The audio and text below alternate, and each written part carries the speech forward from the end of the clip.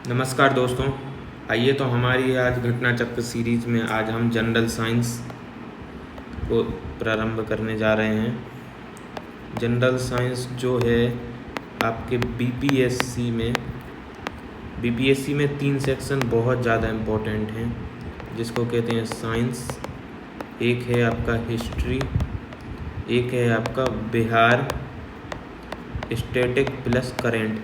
इन तीनों ही सेक्शन से आपके 30 प्लस 30 प्लस 30 से 35 सवाल बनते हैं, जिनमें से हमने बिहार का जो स्टैटिक जीके है उसको हिस्ट्री और ज्योग्राफी को लगभग कंप्लीट करा दिया है। इसी सीरीज़ में हम अब जनरल साइंस को प्रारंभ करने जा रहे हैं, फिर हम हिस्ट्री को भी शुरू करेंगे। जनरल साइंस जो है यूपीपीएससी में आपका 20 से 25 सवाल आपके बनते हैं, जो एक बड़ा मार्जिन लेता है किसी भी परीक्षा में पास होने के लिए। तो अगर आप इन दोनों परीक्षाओं में पास होना चाहते हैं तो इन दोनों सब्जेक्टों को अच्छे से कवर करिए। मैं आपको आज जनरल साइंस शुरू करवाने जा रहा हूँ।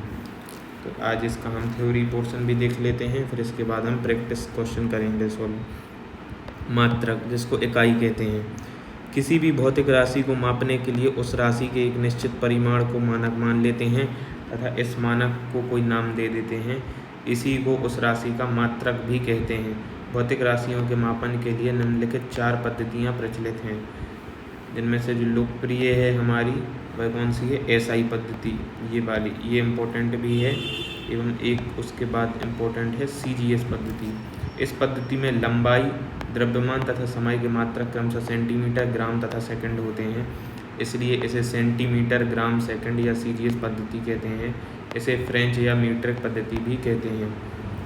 इसके बाद आपकी है एफपीएस पद्धति, इसे ब्रिटिश पद्धति कहते हैं। इस पद्धति में लंबाई, द्रव्यमान तथा समय के मात्रक क्रमशः फुट, पाउंड और सेकंड होते हैं।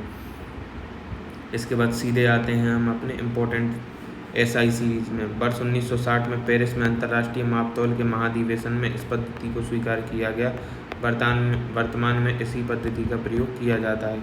इस पद्धति में 7 मूल मात्रक होते हैं। दोस्तों, इस टेबल से आपके बीपीएससी एवं यूपीपीसीएस में हमेशा प्रश्न आए हैं। इस टेबल को आप अच्छे से इसका स्क्रीनशॉट लेके इसको नोट डाउन कर लीजिए, बहुत इम्पोर्टेंट है। लंबाई का जो एसआई मात्रक है वह मीटर है, जिसको एम से हम प्रदर्शित करते हैं। द्रव्यमान किलोग्राम केजी, समय सेकंड एस, ताप केल्विन के, विद्युत धारा एम्पियर ए, ज्योति तीव्रता कैंडेला सीडी, पदार्थ का परिमाण मोल MOL।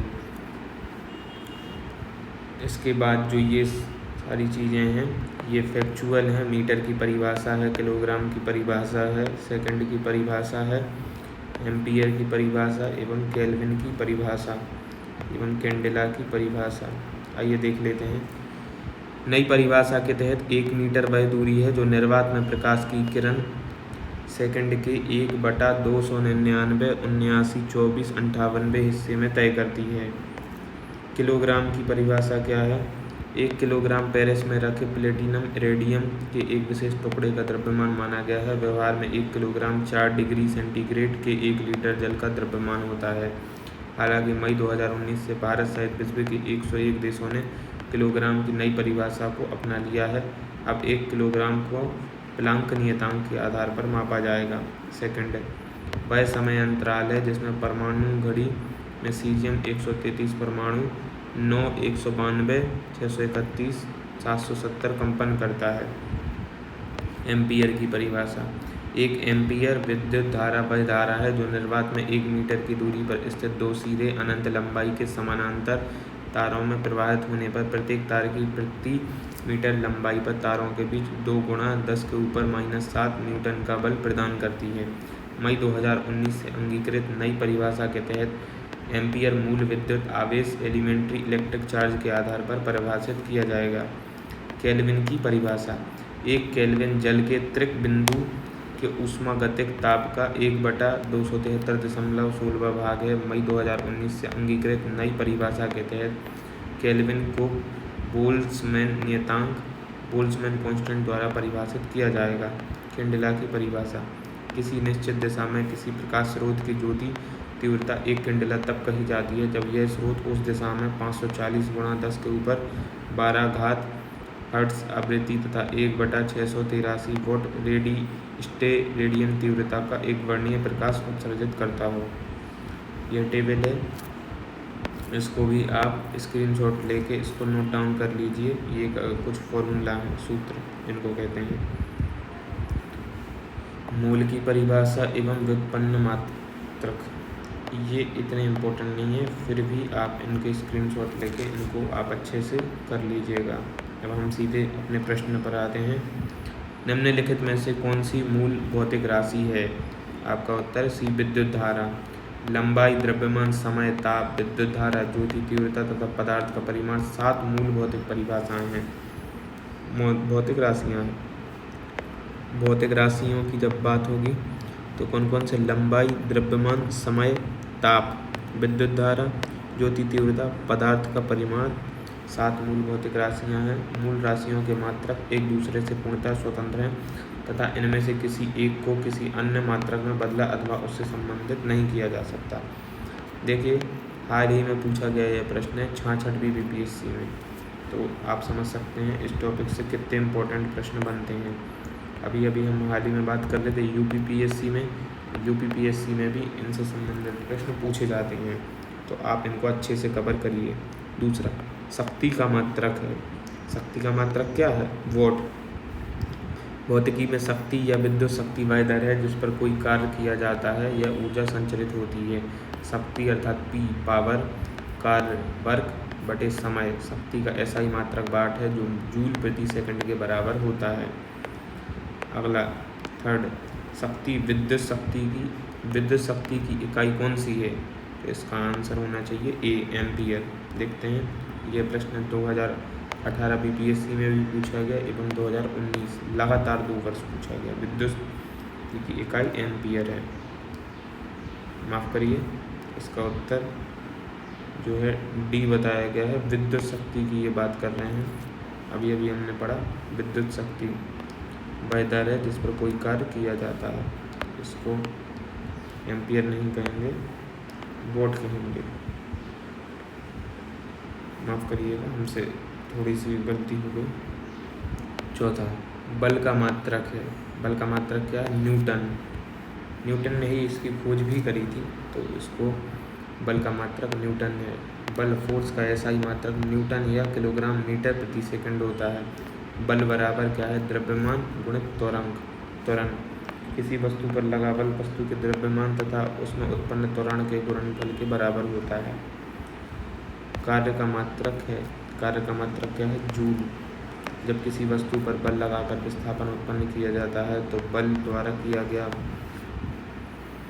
कार्य बल तथा बल की दिशा में विस्थापन के गुणनफल के बराबर होता है। कार्य एक अदिश राशि है, स्केलर क्वांटिटी है। इसका मात्रक न्यूटन मीटर है जिसे जूल कहते हैं। जूल ऊर्जा का भी मात्रक है। छठवां, आवृत्ति को मापा जाता है किसमें? हर्ट्ज में। इसको इंग्लिश में कहते हैं हर्ट्ज। ठीक है, आवृत्ति का ऐसा ही मात्रक हर्ट्ज होता है। एक सामान्य मनुष्य 20 हर्ट्ज से 20,000 हर्ट्ज आवृत्ति की ध्वनि को सुन सकने में सक्षम होते हैं। हर्ट्ज में क्या मापा जाता है? हर्ट्ज में मापा जाता है आवृत्ति। देखिए, इम्पोर्टेंट है ये टॉपिक, लगातार बीपीएससी के किसी भी एग्ज़ाम में इन प्रश्नों को पूछा जा रहा है, इनको अच्छे से आप कवर करिए। यहाँ तक कि एमपीपीएससी में भी ये सवाल पूछे जा रहे हैं। चालक की विद्युत प्रतिरोधकता की इकाई है, इसका देख लेते हैं। किसी पदार्थ की विद्युत प्रतिरोधकता इलेक्ट्रिकल रेजिस्टिविटी से उस द्वारा विद्युत धारा के प्रवाह का विरोध करने की क्षमता का पता चलता है। कम प्रतिरोधकता वाले पदार्थ आसानी से विद्युत आवेश को चलने देते हैं। इसकी एसआई जो यूनिट है वह क्या है? ओम मीटर है, जिसको इस तरीके से प्रदर्शित भी किया जाता है। विद्युत प्रतिरोधकता बराबर क्या है?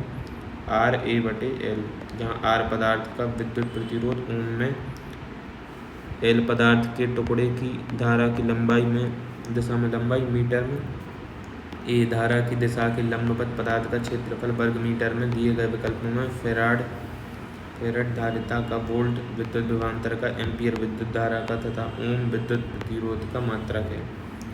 सी। बीपीएससी में फिर यही प्रश्न रिपीट हुआ है। 9वां, ओम मीटर मात्रक है किसका है? प्रतिरोधकता का है। ठीक है, ध्यान रखिए शब्दों में भी अंतर होता है, इसलिए इनको अच्छे से पढ़ें। 10वां, जो प्रकाश वर्ष है वह किसका एसआई मात्रक है? वह दूरी का है। याद रखिए जो लाइट ईयर है वह किसका है? डिस्टेंस, अर्थात दूरी का मात्रक है लाइट ईयर। प्रकाश द्वारा एक वर्ष में तय की गई दूरी को प्रकाश वर्ष लाइट ईयर कहते हैं। एक प्रकाश वर्ष 9 × 4 6 × 10⁻15 मीटर है। प्रकाश वर्ष मात्रक है किसका? दूरी का। बी, अभी हाल ही में पूछा गया है प्रश्न, बताइए। प्रकाश वर्ष होता है। सी, प्रकाश द्वारा एक वर्ष में चली गई दूरी। प्रकाश द्वारा एक वर्ष में चली गई दूरी होता है प्रकाश वर्ष। प्रकाश वर्ष निम्नलिखित की इकाई है। किसकी इकाई है? दूरी की। ठीक है। 14, प्रकाश वर्ष मात्रक है इकाई किसका है? सी, दूरी का। प्रकाश वर्ष है वह दूरी जो प्रकाश एक वर्ष में तय करता है। कौन सी दूरी? जो प्रकाश एक वर्ष में तय करता है। IAS 2021 में एक प्रश्न पूछा गया इन्हीं से संबंधित, बताइए। खगोलीय दूरियां प्रकाश वर्ष में मापे जाने का कारण निम्नलिखित में से कौन सा है? जिसका उत्तर है डी, प्रकाश की जो गति है, स्पीड, सदैव एक समान होती है, इसीलिए इसको लाइट ईयर में मापा जाता है।